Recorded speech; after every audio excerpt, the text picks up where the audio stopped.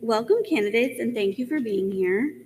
We're going to start with opening statements. Please let us know a little bit about your background, your vision for Ward D, and any measurable goals you'll set for yourself as our council person. You have 3 minutes, starting with Veronica. Good evening, everyone. I'd like to start off by just thanking our hosts again.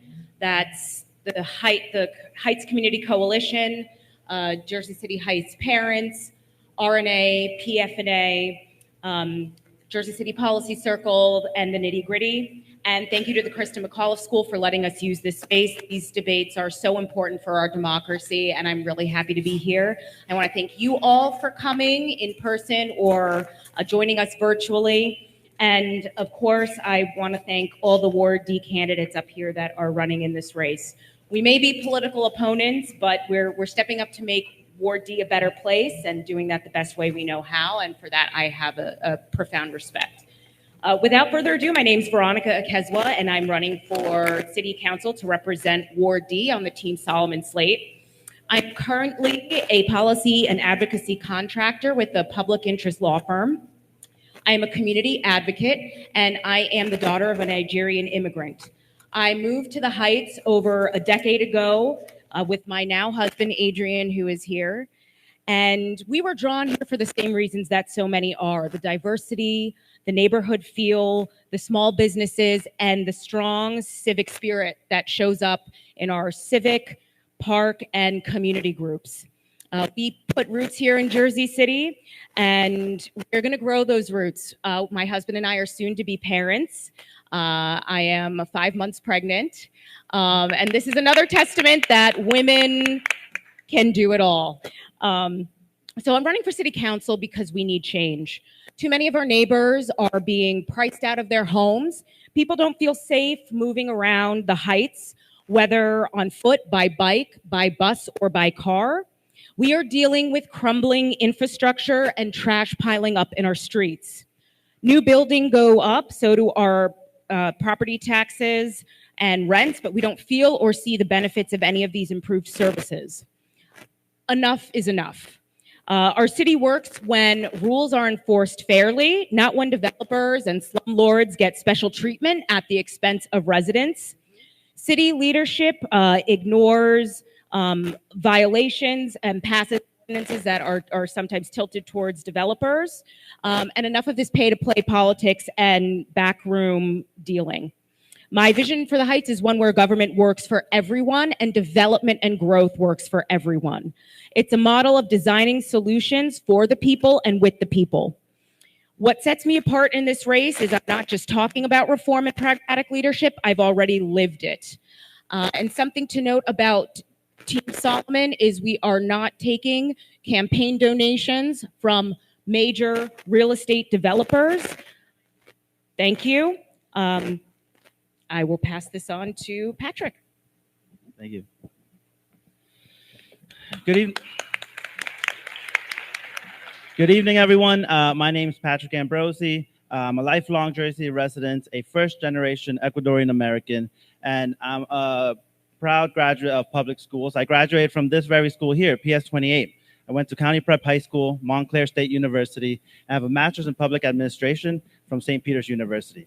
Alongside that, I have a decade's worth of governmental experience within the city of Jersey City and the county of Hudson. What I am most proud of is the work that we've done in the community. Unlike others here, I don't have a famous last name. However, that has not stopped me from giving back to the community every single day. As a former board member of the Jersey City Reservoir Preservation Alliance, I have advocated for the restoration, activation, and full opening of this great urban oasis. As a trustee of the Jersey City Parks Coalition, I've worked to improve our open space, increase our tree canopy, and sustainability within our city. My time with former Councilman Michael Yoon has allowed me to work with our seniors and residents in need. But what I'm the proudest of is my work at Leonard Gordon Park, or Mosquito Park as many call it. Back in 2012, the playground was burnt down and the city left it there for a full year. And this was very upsetting because of course you saw kids on a slide next to a burnt playground. And it took a year for the city to remove it. And it took another year of fighting with the city to get a playground back in its place. And that park was left abandoned for about 30 years without zero capital improvements, just simply rotting away. And I'm proud to say that is no longer the case. Today, the park has more lighting, walkways you can actually walk on, and sustainability elements that have improved water retention and addressing flooding for neighbors on Liberty Avenue. We have more work to be done, but the neighbors can tell you, the park today is very different than it was for most of my life. So why am I running for Ward D City Council? I'm running because the city has become a city of high taxes and low services. You go out to Central Avenue and you see vacant storefronts, 99-cent stores, and a bunch of cannabis shops.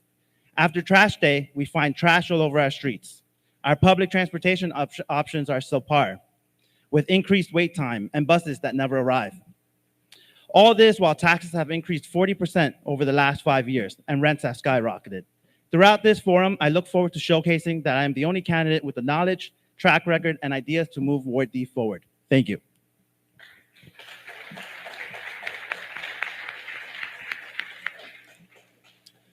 Good evening, everyone. Thank you so much for being here.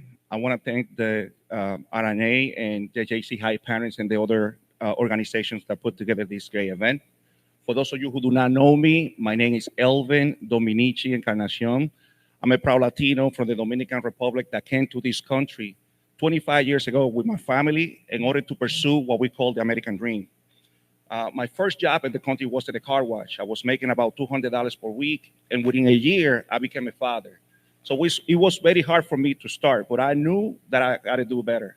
I'm very proud to say my son was born in Christ Hospital, and with time, I went to school. I went to Hudson County Community College, where I started my ESL classes, level 1, and with hard work and dedication, I was able to earn 2 masters. I have a master's in finance, and I have a master's in accounting, and I have worked financial industry for the last 20 years.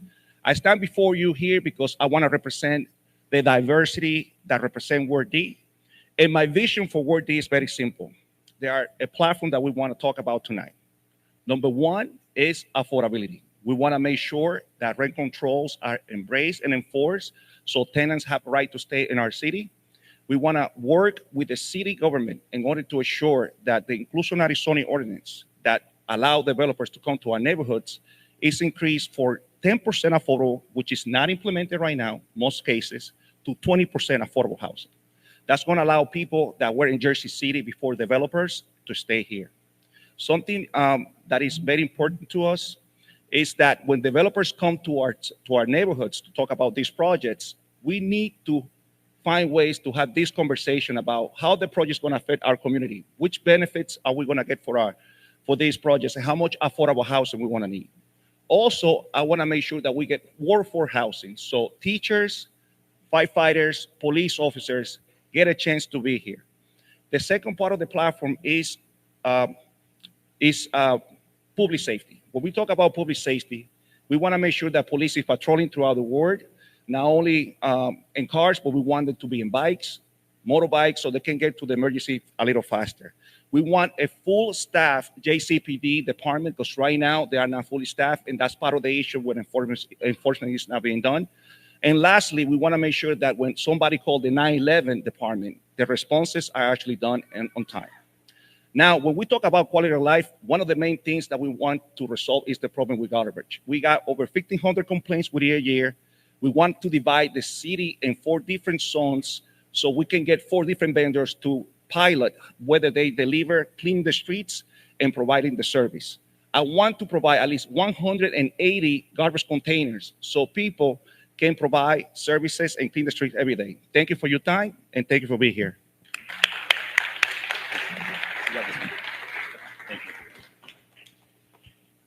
Hello, everybody. First of all, thank you so much to the organizers of this event. Really grateful to be up here with all the other candidates tonight. My name is Jake Efros.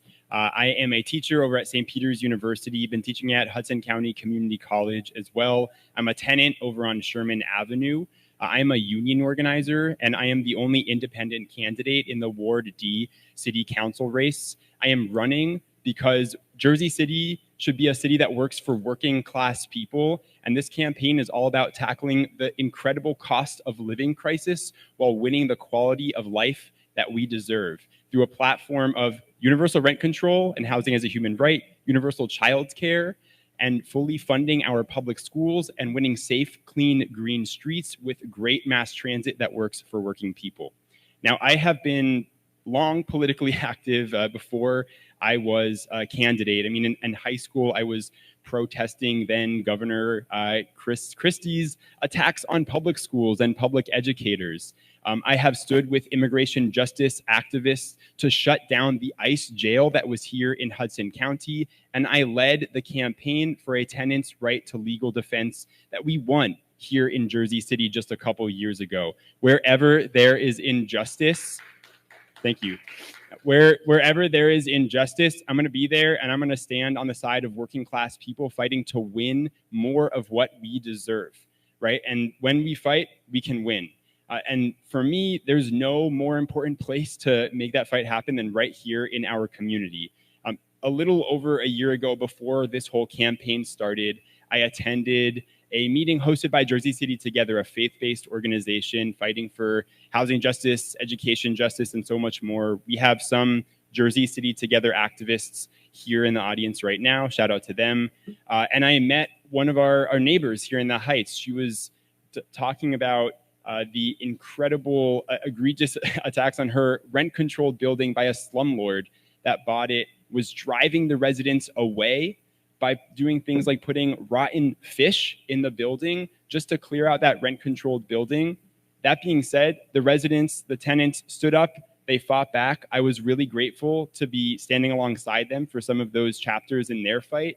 And this story is exactly why I'm running for city council. Stories like our neighbors fighting back and winning more of what we deserve is exactly what we need to replicate across this city. When our city is giving tax breaks to billionaire corporate developers like the Kushners, but working class homeowners are struggling to pay property taxes, we need to stand up, we need to fight back and win more of what we deserve. That is what our independent campaign for council has been doing since day one, and I hope to continue doing that when we get on city council after November. Thank you.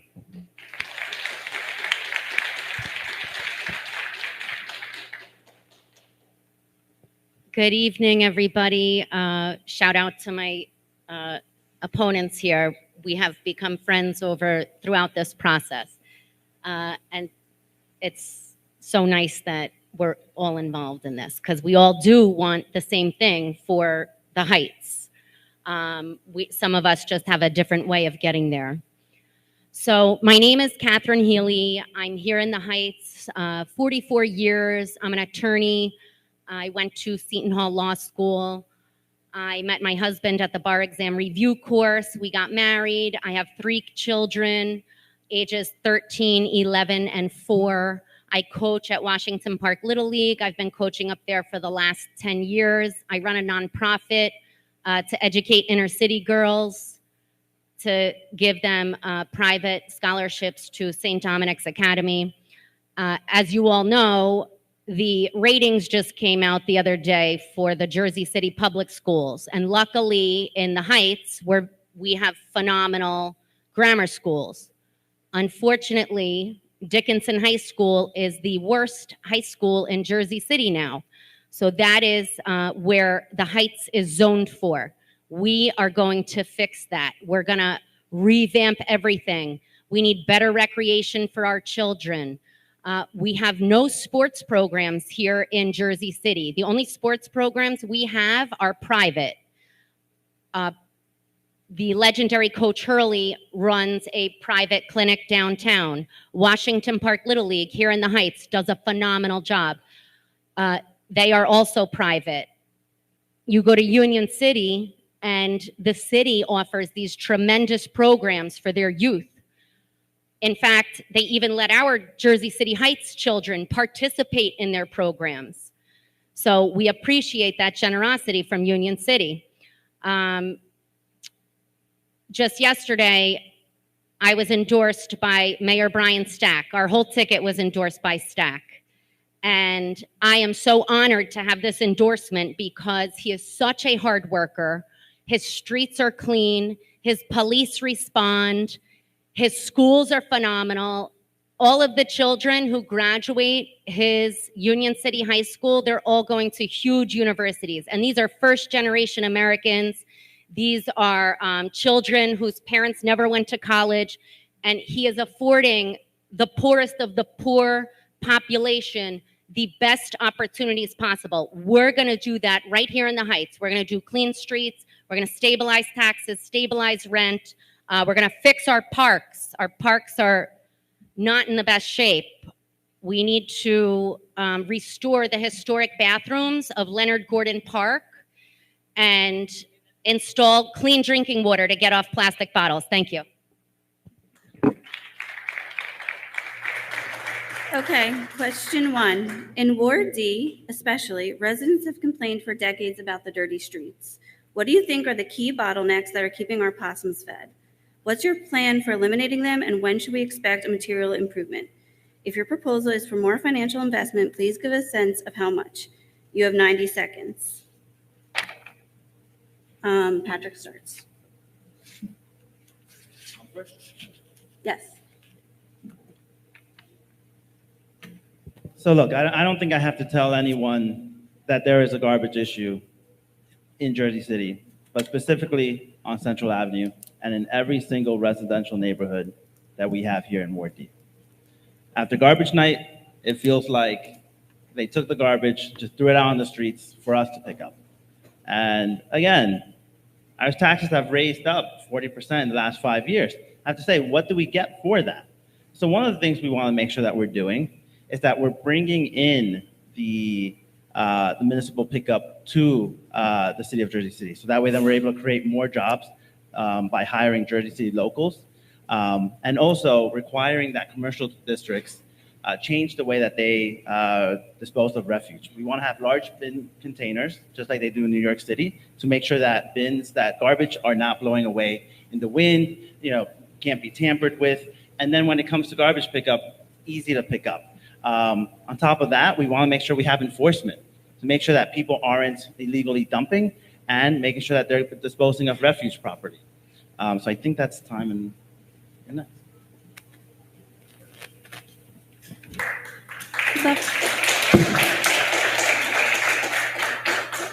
Listen, I mean, everybody knows there is a problem in Ward D with garbage, but it's not just about promising, it's having an actual plan that can solve the issue. This is the plan. What we want to do, as I was saying before, we want to divide the city in 4 different zones so we can contract these garbage collector companies, and we can do a pilot program, at least for a year, so we can see how they do, whether they clean after themselves, they have meetings with the community, we can have complaints, they can listen, they can resolve those issues. Another thing that we want to do, we want to bring back the neighborhood improvement division. This division is going to be in charge of hiring people that can come twice a day to collect garbage throughout the streets, put in those 180 containers that we're going to put throughout the district. That is going to cost between $600,000 to $500,000, and making sure that the streets are clean. Also, one thing that I want to do is that maybe we can sweep, if we keep the streets clean, just once a week, so parking is conserved for people and people don't need to book parking every other day. So these are the things that we can do. Also, enforcement is a big issue, making sure that businesses and even people, and the people also that go out with dogs and they don't clean after the dogs, we want to make sure that they get fines and they can actually do their job. So let's work together to make that happen coming November. Thank you.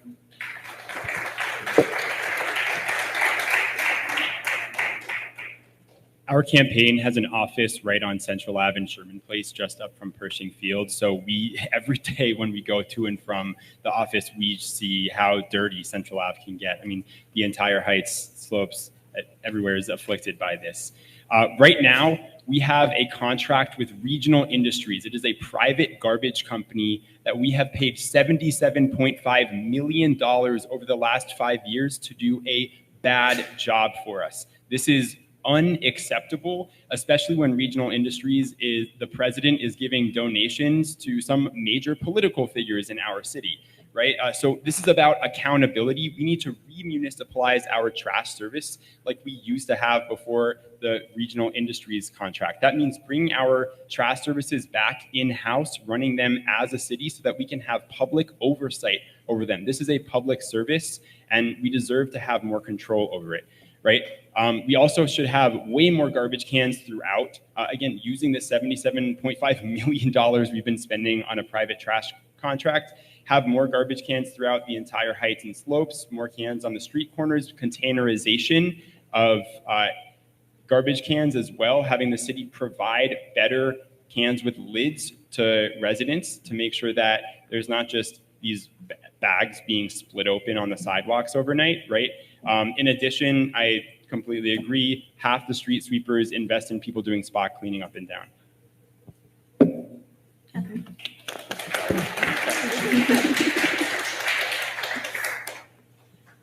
So for cleaner streets, we need to invest in part-time workers who are retired, because this is what works in Union City, and have these guys and girls, whoever, cleaning up our streets, specifically in the tertiary streets. We also need more garbage cans along Central, Summit. The Boulevard has no garbage cans. When we walked from our house all the way to Pershing Field, there were 0 garbage cans. That's about 1 mile. That's unacceptable for a city. We have to start lining our garbage cans because they're filthy, they're loaded with bugs. It'll streamline the cleanup. We also need to implement a course in our schools here in Jersey City, teaching our children how to reduce, reuse, recycle, teaching our children how to stop the drop, and they will then bring that home to their parents, and that's how we change society. That's how we get everybody on board. But the public schools don't have that right now. We can implement, we can start cleanup contests and incentivize the children, whoever cleans up the most garbage at this park, they get a $100 gift card. And we can involve the teachers and the principals. Thank you.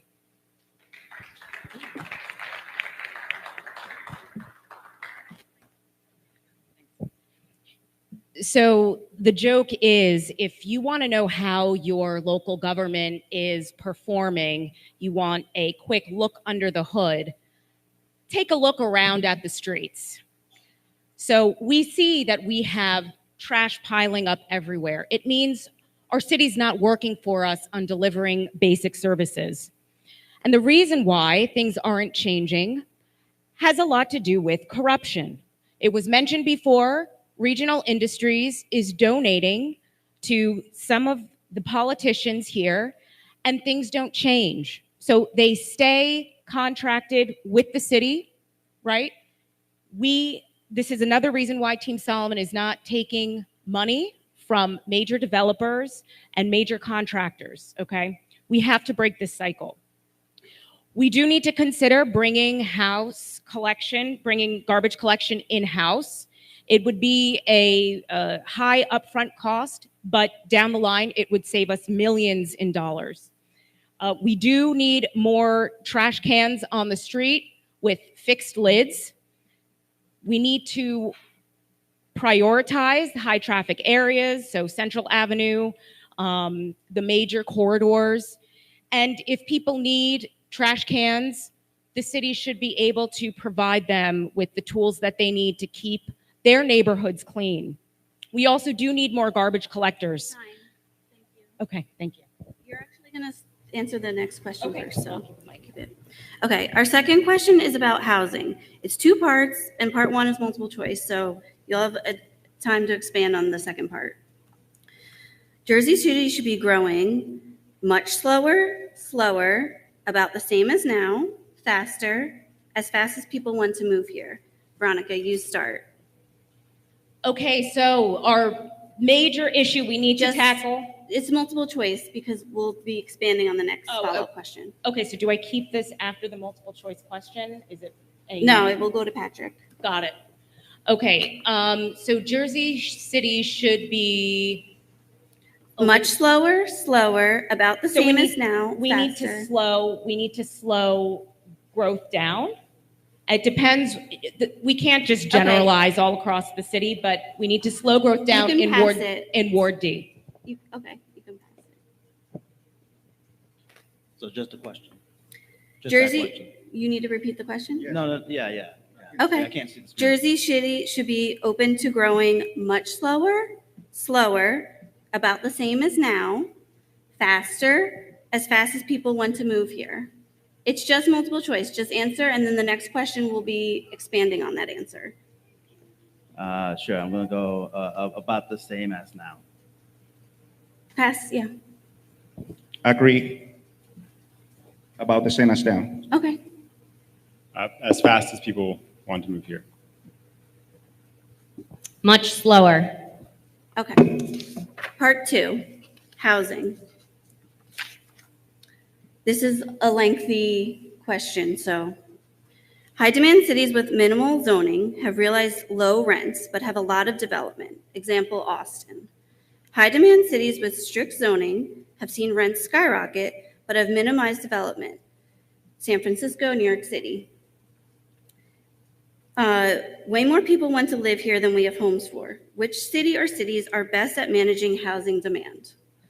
Either from the examples above or ones you're aware of. Which policy or policies of theirs would you borrow? If your proposal is for more financial investment, including tax abatements, please give us a sense of how much. You have 90 seconds, and this will be Elvin. Starting first, sorry. Do you need me to repeat it, Elvin? All right, I'm going to answer. Okay. All right, we know for sure that there is a lot of developer coming to Jersey City and Ward D. You have seen the duplex, lux condos that are everywhere in Ward D. So I don't know how much affordable housing we can get out of that. For me, it's very simple. We got to work with the city government and have the right leadership to make sure that going forward, we can provide affordable housing for the community. The question is a little, crowded with different things, but at the end of the day, as a council person, the most important thing is enforce rent control, make sure that right to council is a place to protect tenants, provide affordable housing, and provide workforce housing for police officers, teachers, and firefighters in our city. Thank you. So I'll expand on the reason I just gave to that question before. I mean, I don't think we can control the rate at which people are going to come here. I think we can control how development happens in Jersey City. That's what we need to hold developers accountable to, is the way in which development happens, and it is not happening democratically in our city. So some of the policies that we're pursuing are universal rent control to make sure that every single tenant has those same equal protections under the law against egregious rent increases. We should also set our sights on dignified public social housing. Now, that is a major investment that is going to be years out, but we need to be setting aside money starting now for it, and we can begin planting some seeds with vacancy tax on empty properties and units. We need to be planting seeds with our Affordable Housing Trust Fund. When I led the campaign for a tenants' right to council, what we did was we got developers to be paying money into our city's Affordable Housing Trust Fund in addition to getting money secured for funding the Right to Counsel office. So these are some different tools that we can use in addition to agencies like Economic Development Corporation, right? We should be using to put our North Star on actual social, dignified public housing, in addition to vastly expanding the IZO requirements for new affordable housing in new developments. Thank you. So with regard to our single and two-family homes, which are mostly in the Heights, I believe we need to slow that development. There's too much of developers coming in and destroying historic homes and converting a beautiful two-family Victorian with original stained glass windows, knocking it down to put up a brand new condo just because the developer is going to make 1.1. Meanwhile, a middle-class family would have purchased that home for $600,000. That needs to slow down. Also, it directly affects our quality of life here as citizens. We, as residents, have been ignored. Our quality of life keeps going down as the costs keep going up. And I do feel we've been ignored, and the city has just done everything for the developers. On the other end of that is we are short on low-income housing.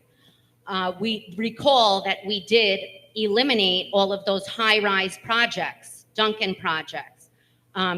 We eliminated all of those. So we do have to rebuild low-income housing quickly. We can build it on city land, and there are major federal funds out there that we just need to apply for to support that community. Thank you. Veronica. So the number one issue, the crisis facing residents today is affordability. People are getting priced out of their homes. Property taxes are going up. In Ward D, most of our affordable housing does come from the rent-controlled 2 to 6 family buildings. And as Catherine mentioned, speculative developers are coming in, tearing these down, and they're replacing them with condos, each priced at $1 million+. And mind you, these condos don't trigger any of the inclusionary zoning ordinances or the housing overlay. So they are too weak. We need to strengthen these. We need stronger, uniform, affordable housing requirements. We need to limit tax abatements. We need to limit giving excessive tax breaks to the real estate developers that then makes the burden of cost on the residents. We need to give nonprofits and the city tools to acquire and preserve housing before these speculators come in. And I've actually written plans like community land trusts, which are a proven model to take land out of the speculative market and keep it permanently affordable. We also need to support our tenant associations so renters know their rights. James Solomon helped to pass a right to counsel. Can you pass to Patrick? Sure. So housing is a major crisis. Over the last few years, we've seen rapid development, but what we need in Ward D is responsible development. I'd like to see a Ward D that's a model of inclusive urbanism, where families of all incomes can stay here. Kids can walk safely, small businesses can thrive, and our streets and roads can belong to everyone. So how are we going to do this? First, we introduced a community land bank so that we can take abandoned and vacant properties to build more affordable housing. We also need to be transparent with our rent control laws, our rent control ordinances. So what we want to do is we want to require the publication of wherever there are rent control units, publicize their availability, and put that through the city's affordable housing website. We also need to build. I do believe that we need to upzone to allow for 5 stories on commercial corridors and near transportation hubs. And that will not only work to create more affordable housing, but will also create foot traffic and investment on our commercial districts. We will attach the upzoning with pre-approved building sets that will dictate the styles and buildings so that they can match the characters of our communities. And we have to hold everyone equal.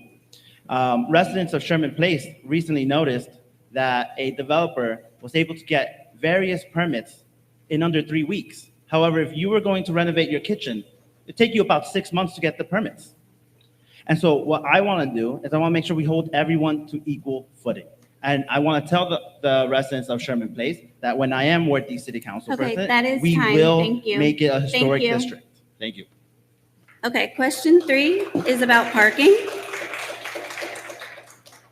Way more people want off-street parking than we can have spots for. What's your plan for rationing parking? If your proposal is for more financial investment, please give a sense of how much. You have 90 seconds, and we're starting with Jake. So I've done every kind of commute to work imaginable. I've driven, I've taken the bus, I've biked, I've walked, path, light rail, you name it. I know how much it sucks to come home, circle the block 1,000 times at night just to find a parking spot. That being said, the number one serious solution to parking congestion is investing in mass transit immediately. And this means working at the level of Trenton and NJ Transit to make sure that they are responsive to our community. And as a city council person, I will be active in that fight because truly we cannot create more space on our streets indefinitely, we have to invest in alternatives. And if you are a person who relies on your car 100%, you want to make sure your neighbor does not have to rely on their car, so you don't have to compete against them for a parking place. Maybe compromises can be made along the way in the interim as we're fighting for more and better bus service through things like a local municipal transit council. But a parking deck over Burger King, potentially, that's just going to be a Band-Aid. What we really need to do is get serious about our 119 buses, our 123 buses, our 86 buses, our 87s, right? We need these desperately, and we need them now. That is the only ultimate solution for our parking congestion issues.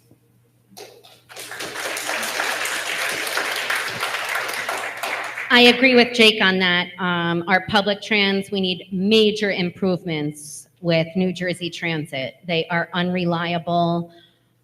We did discuss maybe doing like an elevated train, and they said it would be way too, totally unaffordable. So we would need a tremendous grant from the feds to be able to implement something like that.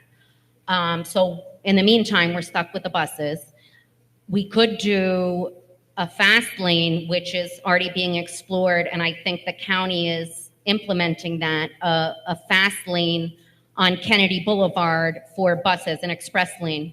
And they're about to unfold that soon. Parking. For parking, we need to paint out the parking spot lines because we have too many people taking up 3 spots when we could fit many more cars on that block. What else we can do is we can have each resident register their vehicle. If you have 1 vehicle, it's $150. If you have 2 vehicles, to register your second vehicle, it's $1,000, and disincentivize homes from having too many vehicles. Thank you. Veronica.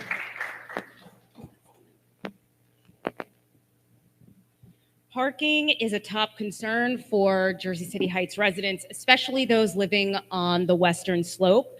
But the answer is really to improve our public transportation system. And we do that, again, by increasing reliability and consistency with the New Jersey Transit buses and connectivity too. From Ward D to other parts of the city. We do not have a major hub like a PATH station, so we need to make sure that our bus lines are running frequently and are connecting people to the places where they need to go. And we also need to invest in other forms of transportation as mentioned. So I would support the expansion of a bike lane north-south in the Heights. I think that would really help with not only transportation, but public safety. And, you know, we also do need to take other concerns that people on the Western Slope have. These streets are very steep, so I would support lines on the street like Catherine was talking about, to better control the available parking there.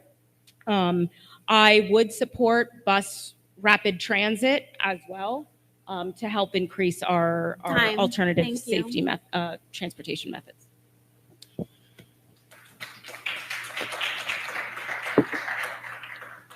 Okay, so yes, parking is important. However, if you want to keep your car, the most important thing to do is actually invest in public transportation.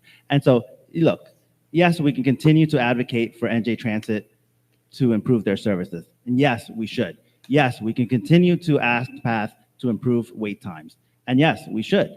And we can do the same thing with the Hudson Bergen Light Rail. But all we're doing at the end of the day is just asking. What we need to do as a city is we need to invest in public transportation ourselves. We need to invest in our own city-run bus line that's going to help connect communities, and we're able to make them fast through a transponder and through the BRT lanes, right? At the end of the day, if we're able to connect our communities and not be at the whim of these outside agencies, we'll be able to see our commercial districts thrive. We'll be able to connect community members together to transportation hubs and other areas of the city. So again, we want to establish a city-run bus line. We want to be proactive about it. Thank you.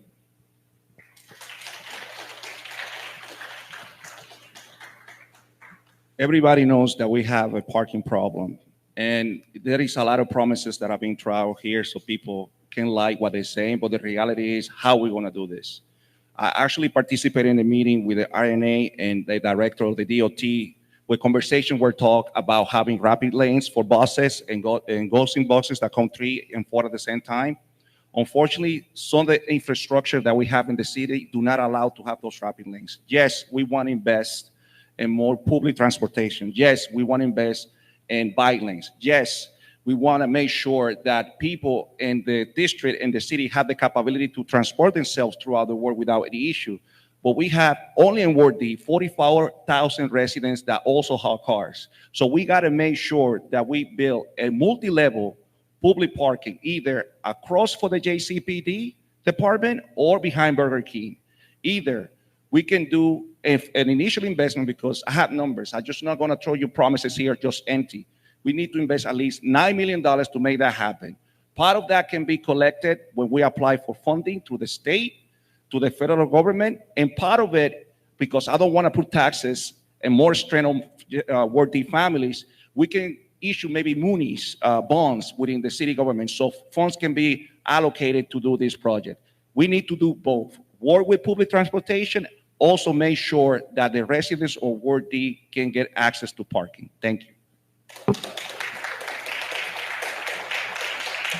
Okay, question 4. This is about spending quantity and priorities. This is multiple choice. Please just give us your multiple choice answer. There's a follow-up question to expand. Catherine, you're going to be first. Municipal spending in Jersey City is too low, about right, or too high for our needs? About right. Thank you. Veronica. I'm going to say about right as well. Patrick. About right. Spending on the community too low. Municipal spending, too low? Okay. Municipal spending is too low. Okay. Follow-up question is going to be, Veronica, you're going to be first. From your review of the city budget, where should we be spending materially less? Materially less. Materially more? Please only consider city resources. No grants or help from the federal or state government. Okay, so what I would like to... You have 90 seconds. Okay. So what I want to address is the tax abatements that the city has granted the developers, and how these tax abatements don't go to our schools, and these tax abatements raise our property taxes and indirectly our rents. So the city needs to tax developers so that that money can then go towards the schools and relieve the residents of these skyrocketing tax increases. Our public safety budget, we need to keep neutral where it is. Part of our overtime from the public safety department is just ballooning our budget crisis. So we definitely need to keep that stable. We do need to increase infrastructure, our budget to infrastructure. That is currently $3 million, and that is way too low. We have a pedestrian safety issue, and so that we also have an understaffing problem in many of the city departments, including infrastructure. I would say we need to be smarter with how our money is spent. So we need to work smarter, not harder. And we do that by ensuring that our departments are staffed. That is time. Thank you. So look, this is what I'll say. When you look at City Hall and you're looking for answers on how to get things done, where to go for departments, who to go to about complaints, you'll find out that most of our departments are woefully understaffed. So we have to get those up to par. I'll agree that the Department of Infrastructure is one of those departments that has not seen the amount of investment that it should. I would also say that, for Jersey City Police Department, what we have to fix with them is we have a retention issue. We're graduating so many classes, right? But that's because as new classes come in, the majority of the people that are just becoming police officers, they won't even stay 5 years, right? They'll go somewhere else, they'll make more money, and then we're in a circle where we're trying to hire more cops because more cops are leaving, but we need more cops. But we need to spend on making sure that we're able to give good benefits and a better pay tier to our police officers. So that way then in the long run, we don't have to continue spending on hiring more. And again, Department of Transportation is very important. We want to make sure that they have the staff and the ability and the funds to be able to do permanent daylighting, pedestrian safety initiatives. These are things that save lives, and these are things that I think the city needs to prioritize. Thank you.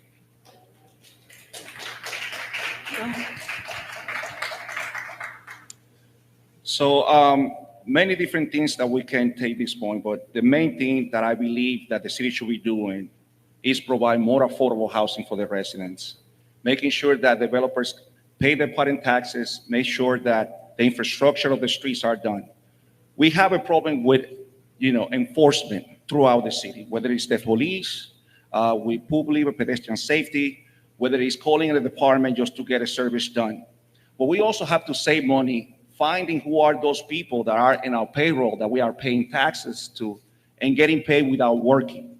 We got to make sure that we revise whether an audit to see who actually is doing their job in the city, and whoever is not working and benefit of this community shouldn't be working, and we shouldn't be spending money on those things. At the end of the day, what is more important is to make sure that the taxes money that we invest in our community are invested back with us, the people of Ward D and the people of Jersey City. And as your next council person, I'm gonna do my best to have your ears, to have your eyes, to be accountable only to you, to ensure that the tax money that is spent and paid by the city, it comes back to the community. Thank you.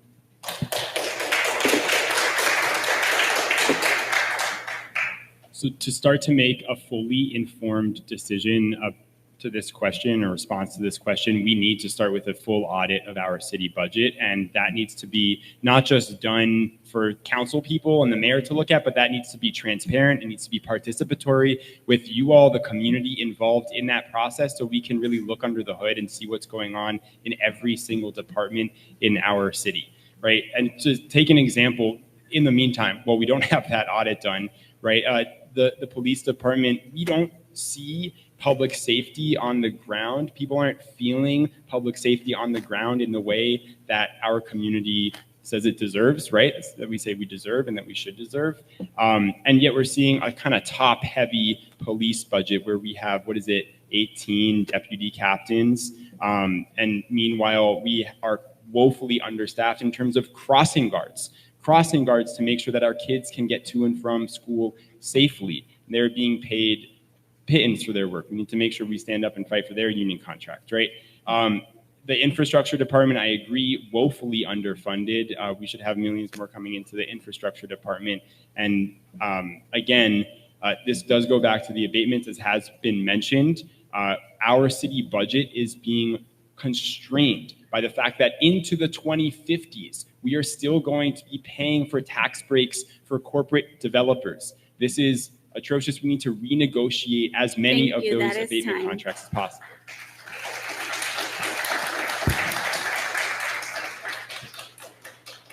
We cannot raise taxes. We cannot raise taxes. We cannot raise property taxes. Our property taxes have tripled.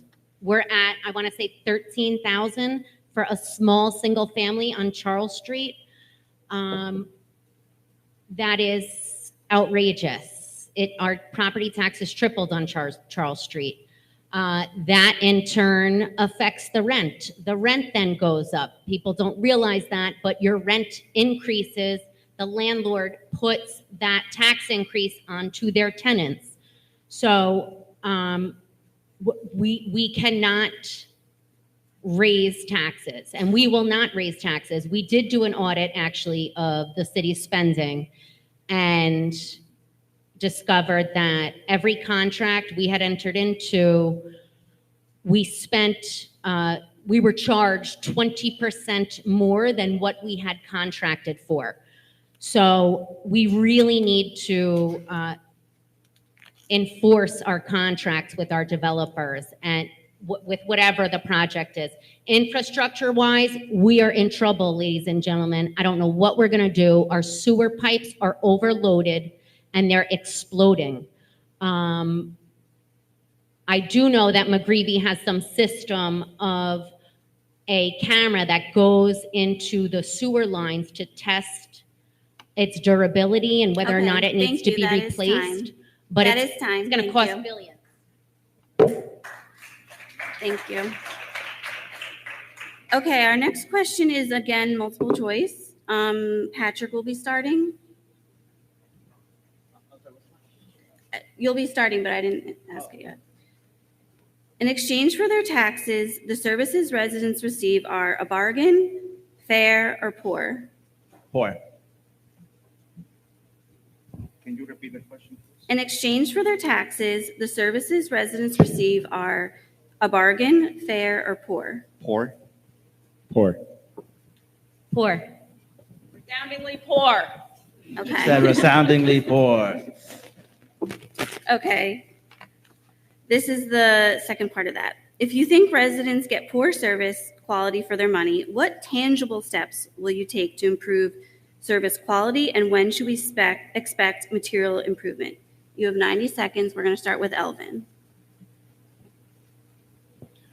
Sure. One of the biggest issues that I see throughout our city government and our district and the residents is very simple, which is the lack of communication. How hard it is to get in touch with the department, the city, and follow up with any particular issue that is affecting our neighborhoods. So being able to rely information on time and work with our community whenever there is a pothole, whenever there is a need for a stop sign, whenever you need a permit to open a business, that it doesn't become a hassle, right? Because there's a lot of people that have to go through so many different things to make that happen. So we also got to make sure that, especially in Ward D, you can see, because you see the neighbor city, the infrastructure, the streets are clean, the lights throughout the words is very bright. We don't have that. And we as a community, paying taxes, relying our money to this city government, we deserve the leadership that is going to make sure whenever there is a need, there is a problem, is going to be on your side to make sure that these services are on your side. We are tired of promises. We are tired of excuses. We got to make sure that we have the right person that can hold whoever is in office, either is the person that is running with me for Mayor Below there or whoever is there, accountable and only respecting the will and the pleasure of the residents of Ward D. Thank you. City services have been in many ways hollowed out by private contracts. Again, to bring up regional industries, our trash and recycling contract for resident services, $77.5 million for a company that does a crappy job with our service. And the president of regional industries is a donor to major political figures here in Jersey City. Contracts like Veolia privatizing our water. The privatization, I mean, we were just talking about this in my class at St. Peter's this week, privatization of our city services, we are not only paying for the service, we are paying for the profit that is made on top of that service. We need a long-term goal for bringing as many of our city services back under public control as possible. The way to get there is with an independent voice on city council. Again, we need independent from these corporate developers, from the real estate industry, and from pay-to-play contracts. I'm excited to be running this independent campaign, and when we get into office, we are going to open up the books and do really active participatory budgeting. That doesn't just mean we're sharing PDFs of the budget. That means we are calling mass town halls, community meetings, getting organizations like RNA and Pershing Neighborhood Association to come join and look at the budget together to figure out how we can get brighter street lights, how we can do the remunicipalization of our trash services, right? So this needs to be a participatory, transparent process, and we need an independent power to do that.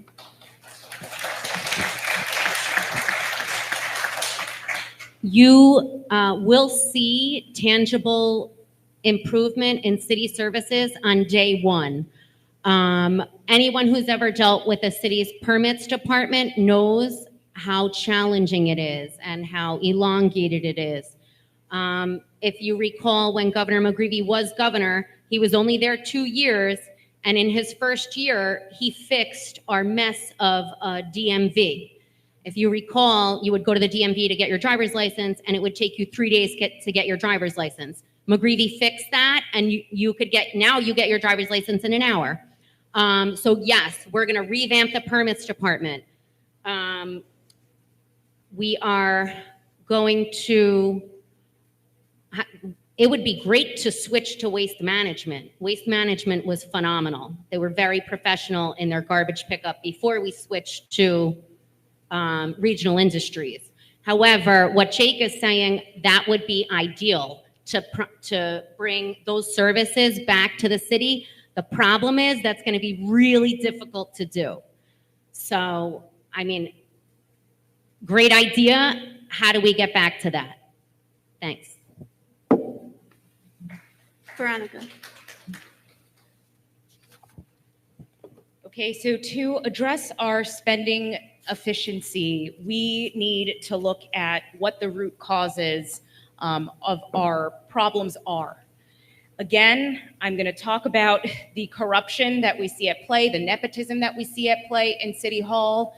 There are a lot of people who are at City Hall, but who are not enforcing their department's rules and responsibilities. We also have poor morale. People need to be given direction. They need to be given proper wages. And we need to ensure that we are incentivizing our staff at City Hall.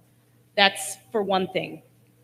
Number two, while we're strained for capacity, we need to make sure that we are modernizing our systems. That is technology upgrades implemented on time.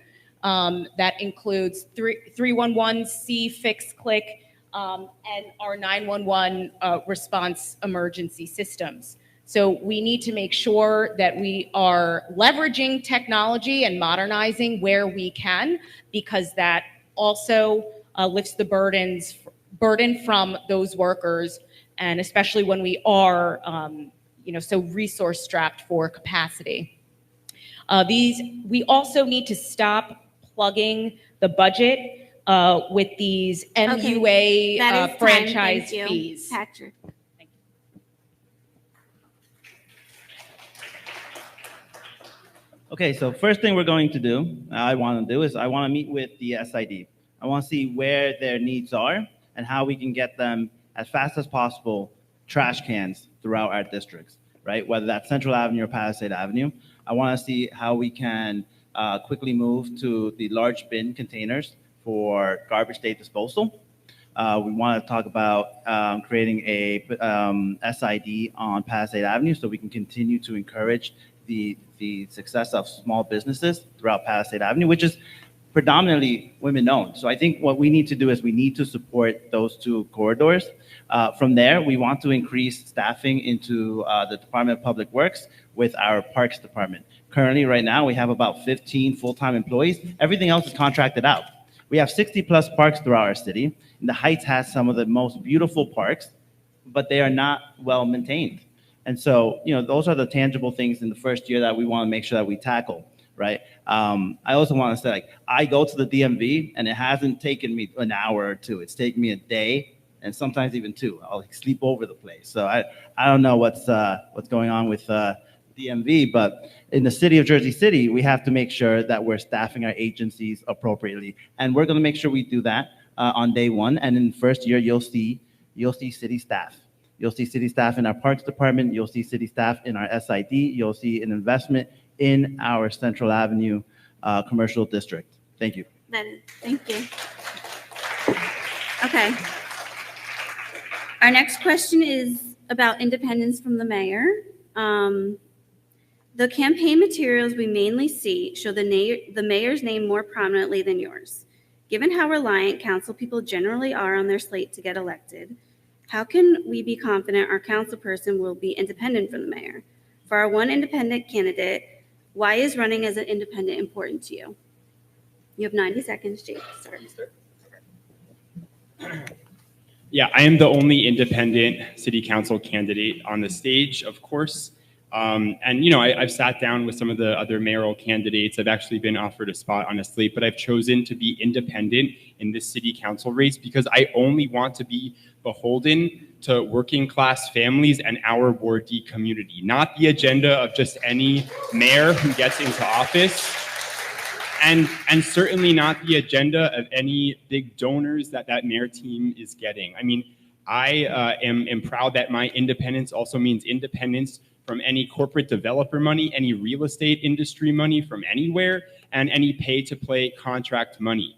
So this independence is really powerful, and it doesn't mean that we're alone. I'm very grateful to have the endorsement of our Democratic nominee for State Assembly, Katie Brennan, here in the 32nd District. I'm grateful to have the endorsement of the political organization that I call home, DSA, Democratic Socialists of America. I'm grateful for the endorsement of HPAE, the major healthcare union in the state of New Jersey, and other progressive groups and community groups, because what we're building is an independent coalition that can fight for working class families across Jersey City. That's what we're doing. That's what we've been doing since day one of this campaign. That's what I've been doing since before I was a candidate, and I hope to earn your support, so that's what we can do on City Council.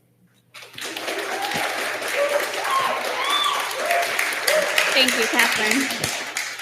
Thank you. Anyone who knows me knows that I am a very strong-minded, independent individual. I'm a criminal trial attorney. That's my background. I'm a former prosecutor. Then I went into, for 7 years, I was a prosecutor. Then I went into criminal defense.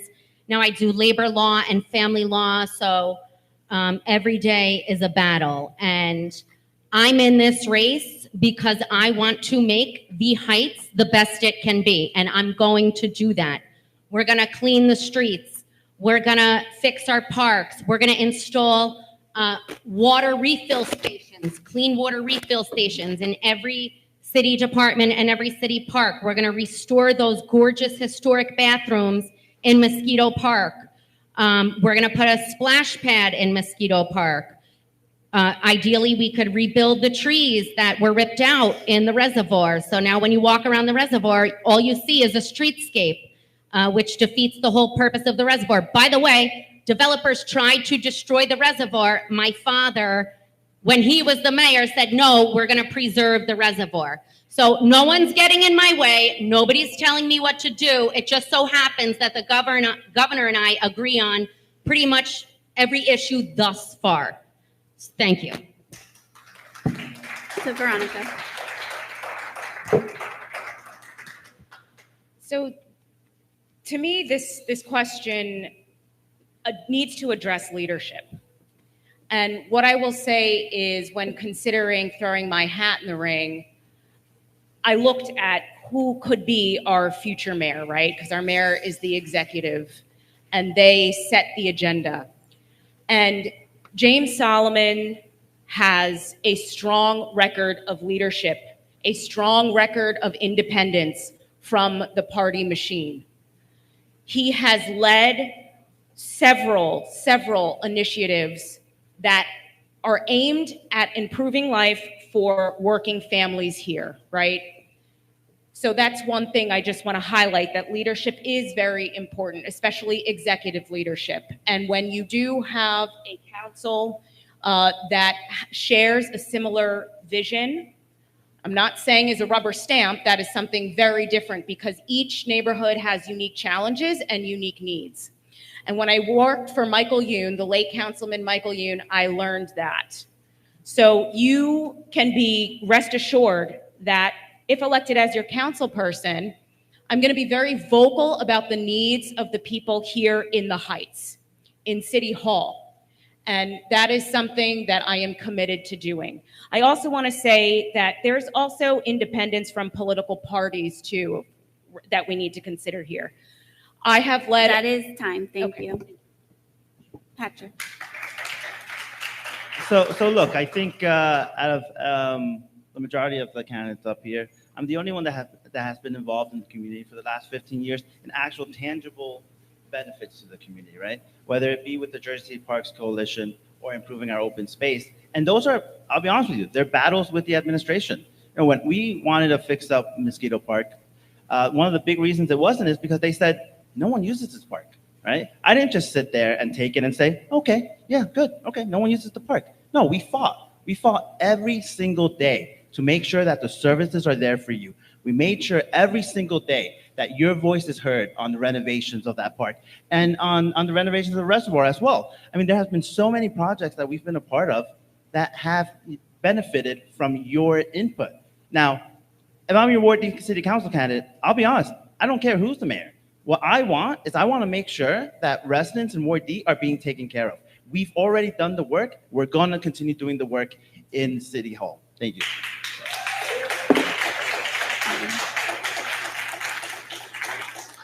So maybe most of you know me now because I'm running for city council as a politician, but I always label myself as a community activist. For the last 17 to 18 years, maybe some of the candidates here were in high school or even college, I've been helping this community nonstop. First, in 2011, I started taking a petition to get a traffic light on the corner of Summit and Poplar Street that the candidate for Mr. Solomon, Veronica, can enjoy right now with her family to cross the street most safely.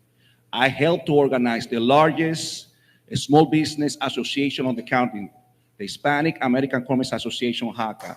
I have helped for the last, I don't know, 8 years, because I ran independently, for those who don't know, as a council person at large in 2021. There is nobody, whether it's Bill O'Day or whoever else get elected, that is going to tell me what to do. The last thing that I'm going to do as a person that loves this community, as a person who has sacrificed so much to represent the people of Ward D, is to get pushed around by developers or political interests. There are people over there that rather have you as a part of the political affiliation or ideology. I want you to be a person that enjoys living in Ward D with the beautiful diversity that we have here, embracing this great community. Thank you so much. Thank you. The next two questions are about street safety and transit. So this is part one. Just stick with this question. If the city doesn't implement the mayor's proposal to turn Baldwin and Summit fully into one-way streets to accommodate a rapid bus transit lane and protected bike lane, will you take ownership for introducing and supporting legislation during your term to implement these changes? This one's starting with you, Catherine. Is this a real proposal? Was this discussed? It was? Okay. It was my understanding that our current mayor and the county exec and McGreevy had all sat down and discussed a rapid transit lane on Kennedy Boulevard. That was the last that I heard, and they were going to proceed with that.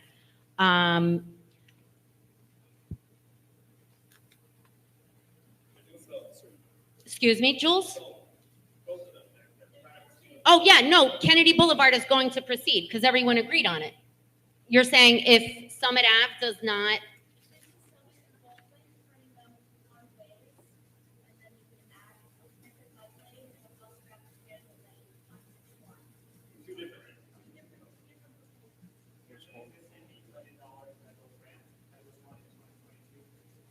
Okay, what does the vast majority of the community think? I think we would have to poll the various neighborhood organizations, Washington Park Association, RNA, I mean, not just two special interest groups. So I would poll the community. What does the majority of the community want? And that's what we would do on something like this. Because look at what happened on the south side of the city when the neighborhood was not informed and we tried to do this in Greenville. It was chaos. The neighborhood flipped out. That is time. Thank you. So everyone would be on notice. Next will be Veronica. I put on my glasses so I could read the question. I would support this. This is what we need. We need to improve our public transportation. We have traffic delays. We obviously need solutions, and I think that this is something that would really help ease traffic congestion, ease our bus delays, and I support this. Thank you. Sure. If the city doesn't implement the mayor's proposal to turn Baldwin and Summit fully into one-way streets to accommodate a bus rapid transit lane and protected bike lane, will you take ownership for introducing and supporting legislation during your term to implement these changes? 100%. I think when you look throughout our city, Ward D has actually seen the least amount of pedestrian safety measures throughout Jersey City. And I think that's something that needs to change. And I think another thing is that we want Ward D council candidates to actually know what's going on in our community, not just asking during a debate or a forum. And so look, we want to make sure that we are getting community feedback, but we already have, right? We've talked to residents. We've worked with Hudson County Complete Streets, Bike JC, to see what's going on in the community. We absolutely need to support this initiative, create more protected bike lanes, and invest in our transportation. Again, I want to invest in transportation with a city-run bus line. If we can do it with the BRT as well, we should. If the county doesn't want to do it, we'll find how to do it through city streets. We're not going to be held back by either the county's inaction or our mayoral inaction. We want to make sure we're leading first here in Ward D. Thank you.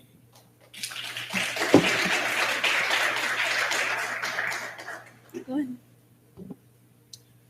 So this is a very sensitive issue for the people that live in Ward D. And I have said it many times, even when I first started running with Hudson County View, I'm supportive of bike lanes. I am supportive for improvements for pedestrian safety, but we have to be responsible. And what I mean by responsible, we have to go to the community where the bike lanes are going to be installed. We have to be inclusive.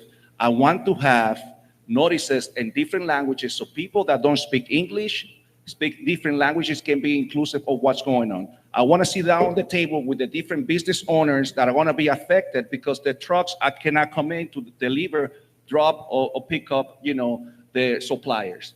Just saying because it's the popular answer, yes, I support bike lanes and I support transportation. I think it's irresponsible for the candidates because at the end of the day, you got to hold yourself accountable to the residents who live in Jersey City. And by that, I'm not saying that I'm not supporting it. What I'm saying is I want to hold myself accountable to having meetings and conversations to make sure that I understand exactly what is the point of view of the residents that live in that particular area.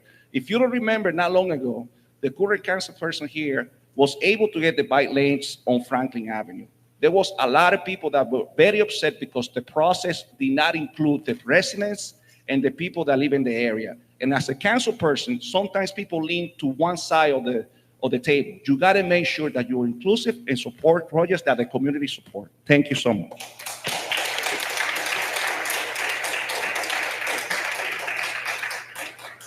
So the short answer is yes, I support this. Absolutely this needs to happen with inclusive communication, being transparent, bringing more people into the political process, because we will get that kind of blowback when people just see a plan happen from under their eyes, right? We need to actively be communicating with people. I mean, this is why I, as an organizer, think it's important to run for city council, because organizers bring town halls together, community meetings together, and actually organize the community around the common concerns we have. Now, with that said, streets should not be about prioritizing being able to go 50 miles an hour down pothole-riddled Summit Avenue. Streets should be about safety, people being able to get from place to place safely. I mean, we are still coming off of a summer where Eli Bender was killed. I mean, his death and the death of every single person to traffic violence should be heavy in our hearts when we're thinking about proposals like these. And we need to take that so seriously when we're thinking about, not just protected bike lanes and bus rapid transit, but every kind of infrastructural improvement that we need in street safety. And so there's some more. I know we're going to have another part to the question that we can dig into that a bit more with, but the answer is yes, support this.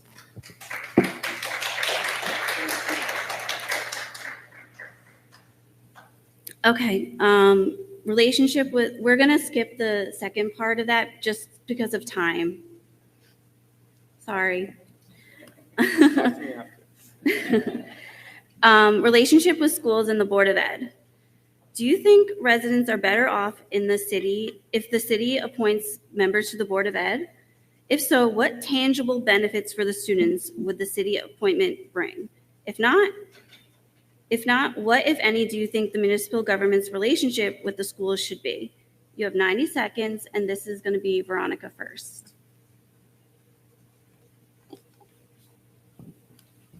Okay, so I think that there are benefits, there are pros and cons to having the city government appoint board members.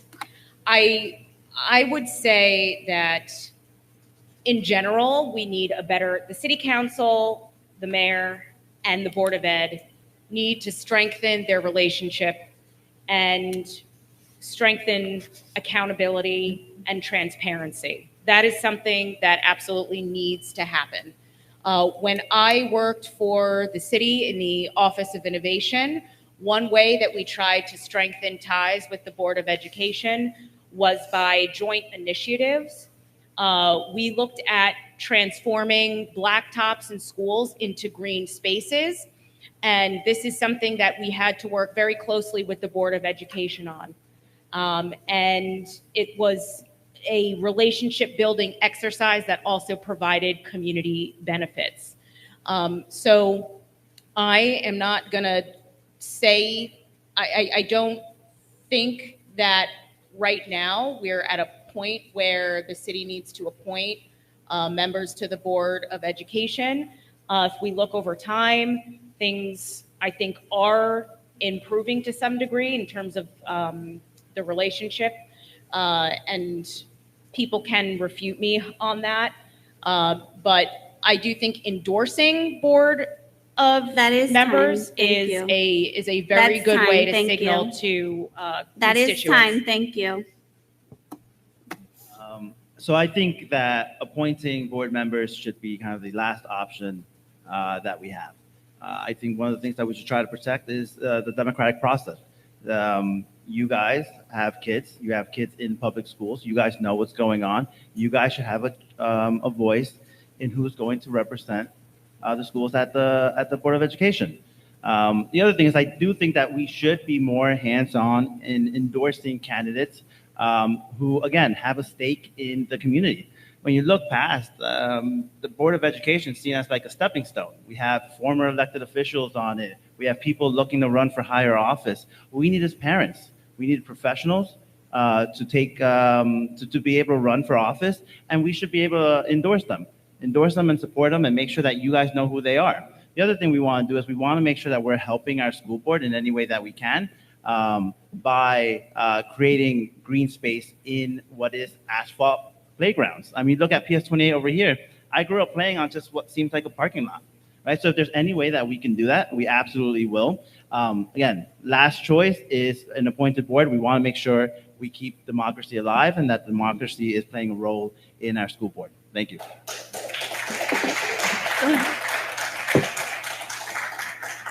So for many years, the relationship between the city government and the JCVOE has been awful. It has been a lot of pointing fingers and blaming who's doing what and what.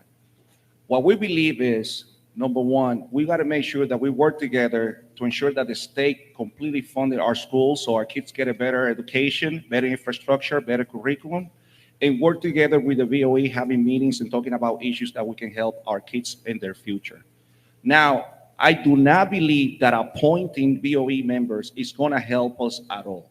It's just going to create another loophole where corruption and greedy politicians are going to come and going to get the people in the VOE with a budget that exceeds the $1 billion. So as a community activist, as a father of 3 beautiful boys, my kid is in a special need and PS39, I want to see people that truly love and care the children of Jersey City and our public school running and representing our community. Even now, if I'm not mistaken, the kids with 17 years old are able to vote and able to enroll in this democratic process. So the last resort, or I don't want to see at all, is a mayor deciding who's going to be the VOE members in our community. Thank you. We're gonna hold applause till the end to save on time, please. Thank you to the audience. Yeah, I also don't think this is the right move to just start having mayor or the city appoint the BOE. Elections are good. We're running for office here, right? Elections are great.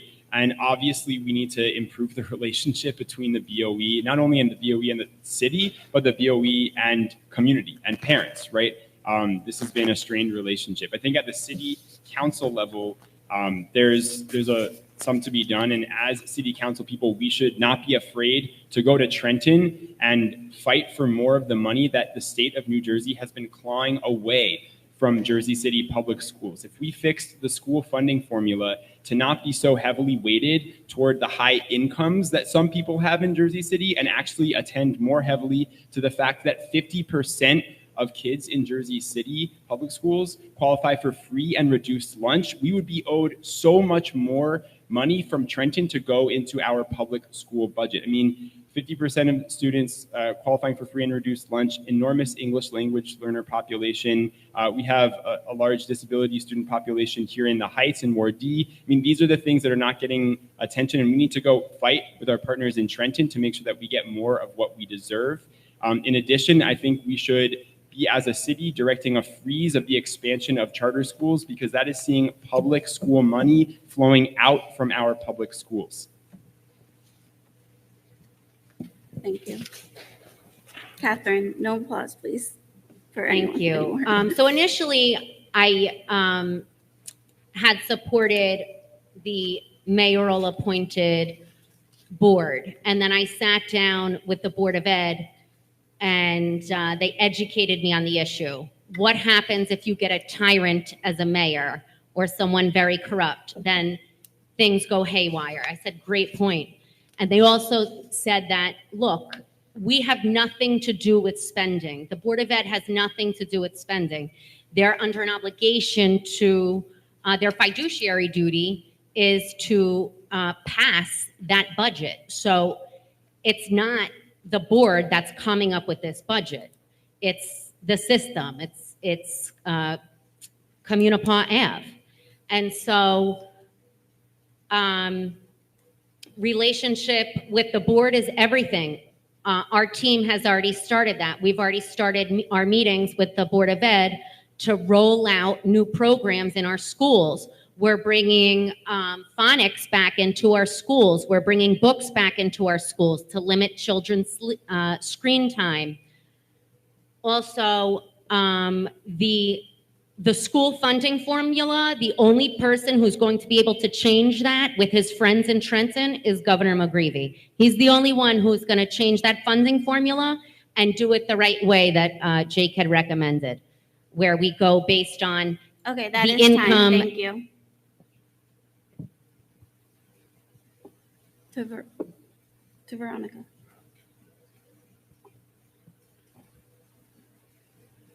Oh, sorry. Might need to hear the question. Our roads, sidewalks, and streetscapes are in objectively poor condition. What have been the key bottlenecks to improving their quality? What's your plan for eliminating them, and when can we expect a material improvement? If your proposal is for more financial investment, please give us a sense of how much. Veronica, you can begin. Okay. Or no, Patrick, I'm sorry. Yeah, sorry. So I'm going to be honest. Can you repeat the question? Sure. Our roads, sidewalks, and streetscapes are in objectively poor condition. What have been the bottlenecks to improving their quality? What's your plan for eliminating them, and when should we expect a material improvement? If your proposal is for more financial investment, please give us a sense of how much. So look, we've seen development across our city. But one thing that we don't see is we don't see City Hall requiring developers to actually fix the roads as they're building, and there's a bunch of construction throughout our city, right? So that's one. We want to make sure that developers are improving the streetscape, they're improving the paving of the road. The other thing we want to do is we want to keep PSE and G, we want to keep them in check. Because, when they go in, there's a street that's newly paved, what happens? They come in, they dig up a little hole, they patch up, I don't know who does. I think I do it because no, it's not done well. I mean, it's one of those things where, it just stinks in within 6 months, right? What we want to do is we want to hold them accountable. If we need to, we want to take them to court to make sure that they're paying fines so that if we have to fix it, we fix it. Right now, the roads are in terrible conditions because PSG tears them up, Viola tears them up, and they're not fixing them correctly. And that's not fair to you, the taxpayers, because you're already paying for the services. So we want to hold PSG accountable. We want to make sure that they're doing the things that they're supposed to be doing and that they do it right. Thank you. Elvin, go ahead. No applause till the end, please. So I completely agree with Patrick. I mean, that's partially the problem. We got to make sure that developers, when they destroy our streets, they'll not only fix the road, also the sewers, that PCNG come in, if they destroy the streets as well, they also fix it. But we got to talk about reality, not just promises. Currently, the city have a budget for about $50 million that they distribute in the 6 different wards. So that money is not enough to really bring realistically the improvements that we need.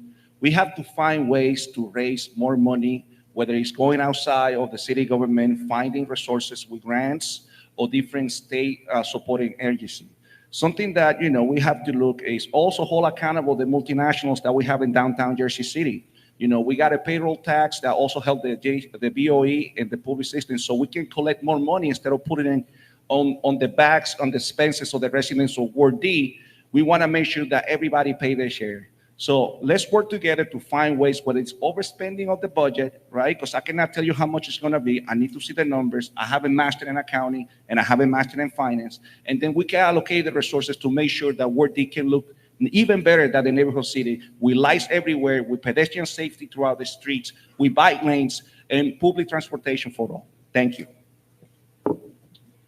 Yeah, I think a lot of us are in agreement on some of these issues. We have contractors and we have PSE&G and other folks coming, digging up our streets. And I think one of the critical pieces here is that we need supervisors from Jersey City out there when they are doing these repavings, so that we're not just trying to follow up on a really bad job that was already done, but that we can be there in real time, making sure that they do the right job right away. And for bad actors who fail to do that, yes, let's collect some more money in our city budget by finding them and making sure that we have the resources and the money from these companies that do a bad job to actually put toward repaving those roads. It's hard to be able to do that and hold these kinds of contractors accountable if you're also getting money from those same contractors that are doing the really bad job on our infrastructure, from our sidewalks to our roads too. So again, it's important to have an independent political force to be able to push back against these companies that take our quality of life for granted and just treat this as an investment opportunity. Yeah, I agree with the other candidates. Our roads are out of control, and these developers and other contractors tear up our roads and leave them a mess, and it's because they haven't been held accountable. We have to start holding these contractors accountable. You can't do that. I thought that was part of the contract, and we're just not enforcing it. So we need better monitoring of these job sites. Also, we cannot increase the budget. We can't do it. The taxpayers are spent. There are a ton of federal grants for roads, sidewalks that we have missed out on. I know that because a senator told me that we missed out on several $1 million for paving of our roads, because I believe we just never applied for it. So our team is, day one, we're going to start a grants department with grants professionals to bring in as much money as possible for our green space, for preservation, for paving of our roads and sidewalks. Thank you. Veronica. What we need to do is conduct an audit of every street, identify where the biggest problem areas are, and then we need to start addressing them. We are also doing road repairs very piecemeal. So in addition to the underlying problems that folks have addressed, being enforcement and compliance, we need better planning. And so I am committed to supporting an audit, supporting, prioritizing which streets need the most attention, and then addressing the coordination problem that we have. We need departments to talk more to each other. We need, again, more modernized technology that is going to allow us to see where repairs are currently happening or which streets are having development, and have a more structural approach to addressing some of these issues. And it was noted that inspectors are giving developers certificates of occupancy when they have not repaired the roads that they destroyed. So we absolutely need to eliminate that issue. But again, we need to address infrastructure in a more comprehensive way, and we need to fix our coordination and planning of that. Okay.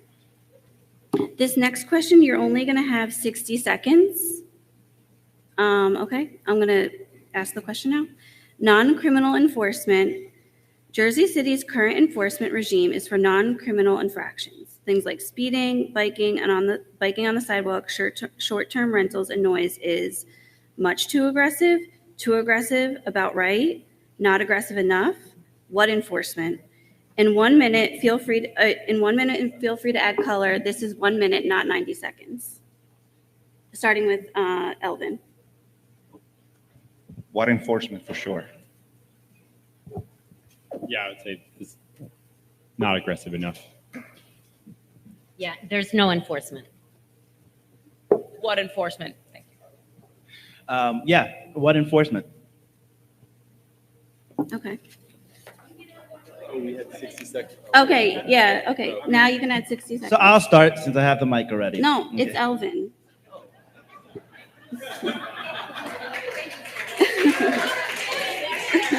Go ahead. So there are many petty crimes that happen throughout Ward D, whether they steal our packages for Amazon, whether somebody just leave the waste of the door behind, whether somebody just going to in a store to start shoplifting. We got to make sure that we have the right enforcement and the amount of police officers available to do this. As it has been said before, the police right now is short about 80 police officers. They move from the different municipalities because they don't get paid enough. The salaries when they start, even though they're top, they get paid a lot of money. When you start as a Rocky officer, you start about with $40,000. You're gonna put your life at risk because you're gonna earn $40,000. Not a lot of people is willing to do that. At the end of the day, we gotta work with the police to make sure that they fully staffed, that they get paid with dignity, and we gotta get sure that they go out there and enforce. Go get these people that are stealing, people that are wasting, make sure that we do that. Thank you. So I think some of the enforcement specifically that we should be more aggressive about is basic stuff like property owners being responsible for the trash in front of their homes.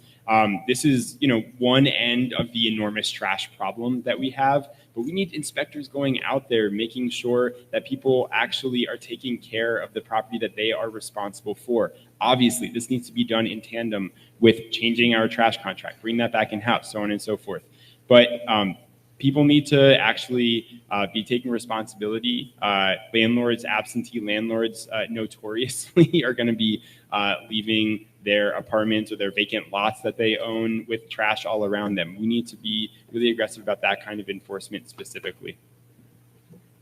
So the short-term rentals, I thought that we were enforcing that through the Jersey City Municipal Court had their own department that was going out and issuing those fines. So the police didn't need to do that. The same thing with the garbage, but we need to be more aggressive with that. And as to these absentee slumlords, we need to start remediating their property, using a small business owner, place a lien on the house, and recover that money in the long run. That's number one. Number two, regarding issues that do need police enforcement, like the Title 39 violations, the speeding tickets. those you do need a police officer, or you could use an auxiliary police department to also issue those tickets. Now, an auxiliary police officer, there's a ton of grant money out there for it. The regular JCPD, we don't have enough JCPD to do it. Okay, that is time, Veronica. So speeding is the number one issue and most dangerous consequence of the lack of enforcement here. Cars speeding through our neighborhood is extremely dangerous to pedestrians, to bicyclists, and to other motorists. Of course, everyone needs to obey the rule of the roads, and we need to make sure we're doing more to educate people on what those rules are. But again, speeding enforcement is the most dangerous matter that we have to worry about, because this is lives here that we're dealing with. So what we need, JCPD needs a dedicated traffic division, and we can create that from our existing pool of officers. That is the number one thing that we need to do here. I think we also need more cops out walking the streets, and we need accountability. That is time. Thank you. Patrick. Yes. So again, what we're seeing is a lack of not enough investment in our city departments. Right? You look at the enforcement, you have like one person for each ward for sanitation. Right? That's not enough. So we need more. So we need to fund that more. We need a traffic unit so that we can make sure that pedestrian safety is in conjunction with that. On top of that, one thing we want to make sure we're doing is, again, we're solving the retention issue for the Jersey City Police Department so that we can have the force within each ward. Right now, most of our force in Ward D ends up going to the south side. But you guys are paying the same tax dollars as everyone else. You guys deserve the enforcement here. And we want to make sure that the city spent money on buying bikes for police officers. It was good for one summer. Now, I know bikes last a long time. You're able to put people on bikes. You're able to put them on motorcycles, and we should be doing that. We shouldn't have those bicycles just wasting at DPW. That is time. Thank you. Thank you. Okay. Closing state question. Underappreciated passion. Is there any idea you're passionate about seeing implemented that we may not know about from your campaigning thus far? You're going to have 2 minutes, and we're going to start with Jake. Sure. So I think people do know that I'm really passionate about winning rent control for every single tenant in Jersey City, but I want to take the opportunity to explain a little bit more about why this is so critical in our city. Obviously, no one needs a reminder about the cost of living crisis that we're facing, and that we are in a city of 70% renters. This is the vast majority of us.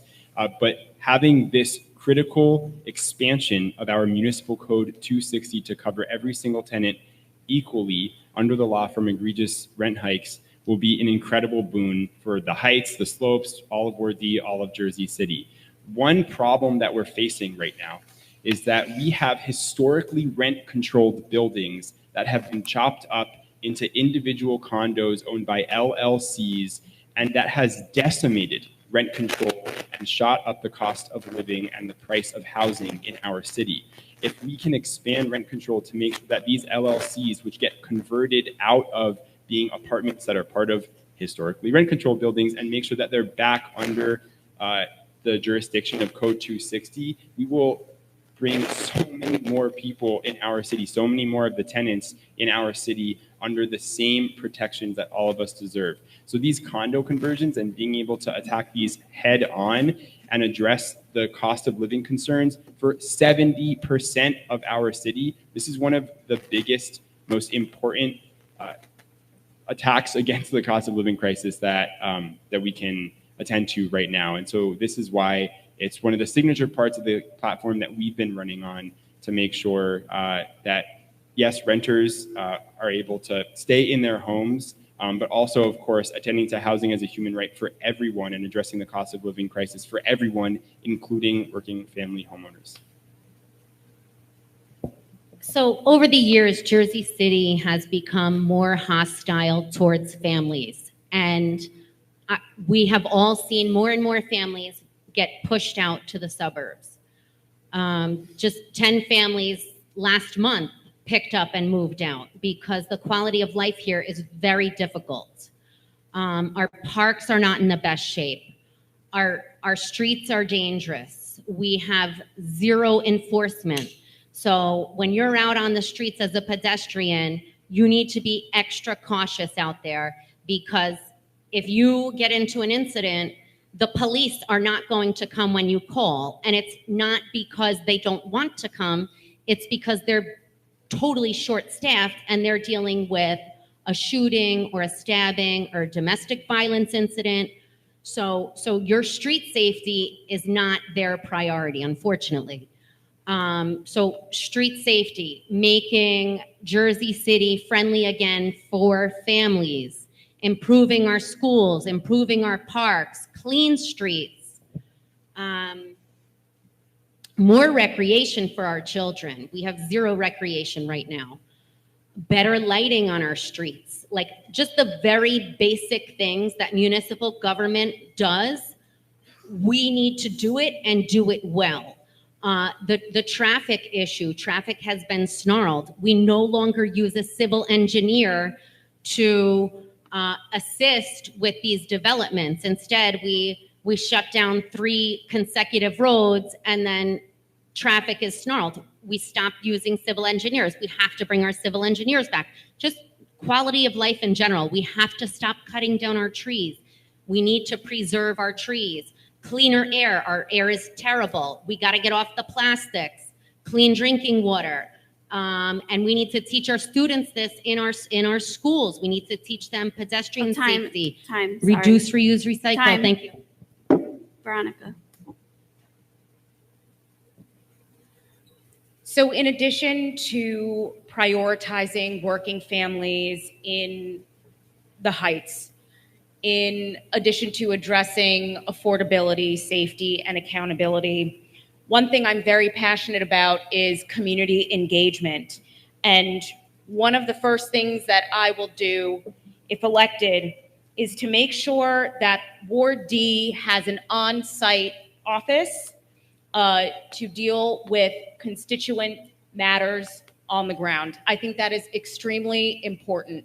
I think residents need somewhere to go where they can interact consistently and regularly with their council person. This is the way that the council person is grounded and rooted in the community and present. So that is one thing that I would fight for. The city only gave annexes or on-prem sites to wards A, B, and F, but not the Heights. And we know that Michael Youn had an office on the Heights where people could go to because that was something that he owned privately, right?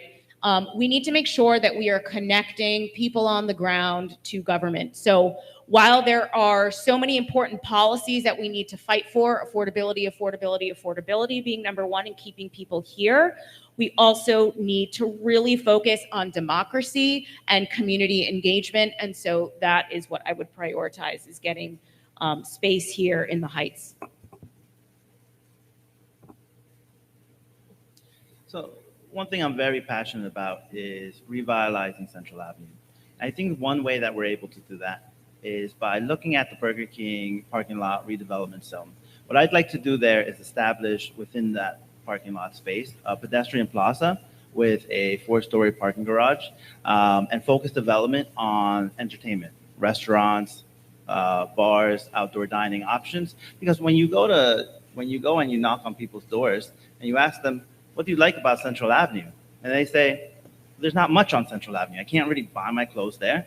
And the options on Central Avenue, they're getting old, right? One thing we want to make sure we're doing is we're investing in small businesses, right? And we are using that pedestrian plaza space as a way to focus sustainability, increase our tree canopy, reduce flooding, and making sure that we're able to have space for city offices. Again, we've lost parking enforcement used to be there. The senior center is there, but we want to make sure we're bringing in a council office and other resources so that Heights residents don't have to go to City Hall or the Annex. They can stay here in Ward D.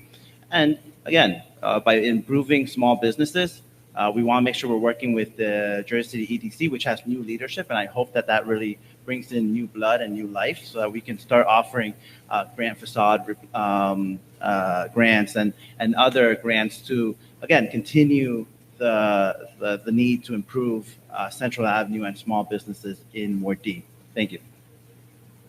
Elvin? Well, I'm very passionate about Ward D and all the different options that we can get our neighborhood better. That's why I put my platform that talk about affordability, quality of life, and public safety. But something that we have been doing, that we are the only candidate doing it, is we solving problems right now.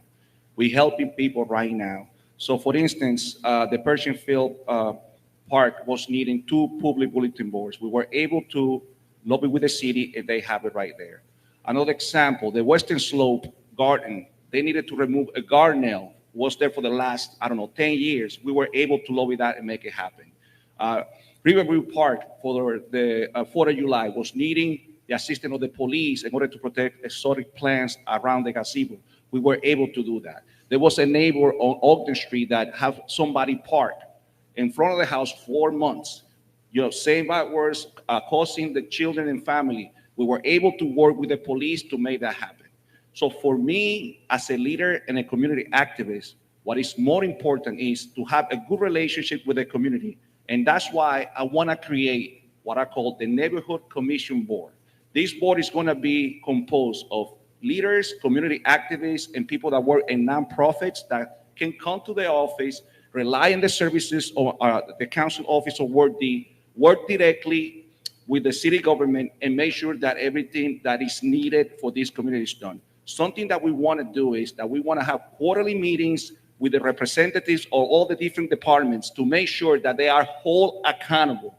So if there is a pothole that needs to be filled, if there is an issue with our parks and streets, we had to make sure that we have those conversations. And I'm gonna tell you right now that I have all the answers. And that's why this has to be inclusive, and we got to bring people to the table that is willing to do the work. Thank you. Thank you guys so much. PS28 actually super generous hostess. He did clean up the place, so everybody can see out.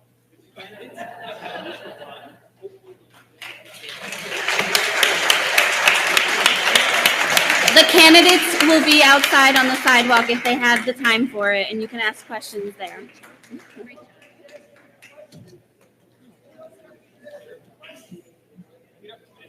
Can we take a quick picture of us?